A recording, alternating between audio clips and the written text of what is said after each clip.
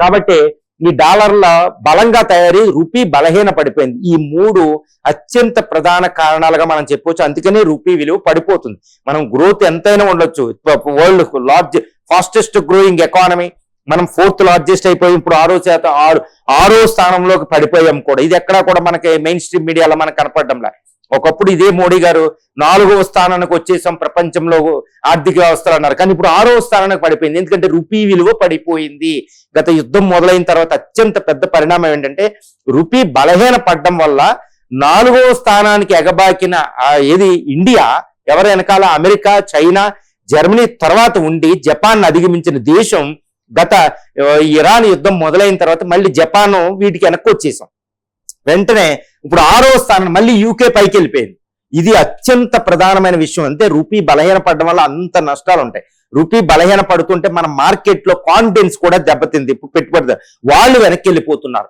So చాలా పెద్ద ప్రమాదం రూపీ పడడం. రూపీ విలువ పడిపోవడం అనేది మనం ఎక్స్పోర్ట్స్ పెంచుకోవడానికి మాత్రం ఉపయోగపడుతుంది. కాబట్టి కామర్స్ మినిస్ట్రీ చెప్తున్నారు, అతిపెద్ద వరల్డ్ మనం ఇండియాలోనే ఒక రికార్డెడ్ ఎగుమతులు చేస్తున్నాం. రూపీ విలువ పడిపోయినప్పుడు ఎగుమతులు ఆటోమేటిక్ వెళ్తాయి, దాని గొప్పగా కాదు, కానీ రూపీ బలహీన పడిపోతుంది. ఇది ఇండియా ఆర్థిక వ్యవస్థకి మంచిది కాదు. ఇండియా గ్రేడ్ ఏంటి, ఇండియన్ ఎకానమీకి ఉన్న ఒక గ్రేడ్ కూడా తటస్థంగా ఉండిపోయింది. మూడీ చెప్తుంది ఎట్టి పరిస్థితుల్లో గ్రోత్ రేట్ కూడా 1% పడిపోబోతుంది అని. సో ఇలా రూపీ పడిపోతూ ఉంటే అది మంచిది కాదు. కాబట్టి ఆర్బీఐ ఏం చేయాలి మరి? ఫైనాన్స్ మినిస్టర్ ఆర్బీఐ ఏం చేయాలంటే, ఫైనాన్స్ మినిస్టర్ నిర్మలా సీతారామన్ వైఫల్యం ఉందా అంటే, ఇప్పుడు ఇలాంటి టైంలో వచ్చినప్పుడు నిర్మలా సీతారామన్ గారు మంచిగా చేస్తున్నారా లేదా అనేది క్వశ్చన్ కాదండి.